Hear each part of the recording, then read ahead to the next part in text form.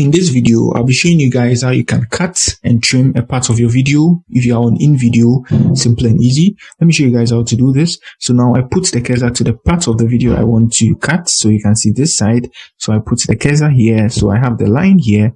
Then I press C on my keyboard, and now you can see there is a cut there. Now I want to cut this side too as well. I put the cursor here, I press another C here, and you can see I have this cut here. Good. So the reason why I have the cut on the media alone is because I selected it first before. So let's say I want to cut the same part, bring it here, and I want to cut this side rather. So I select the voiceover there. Now I press my C, and then I put it here once again to the same line. I don't know if you guys can see that. And I press the C once again, and you can see my voiceover.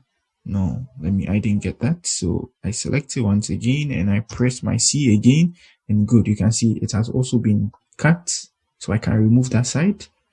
You get it? And now I can also remove this side too as well.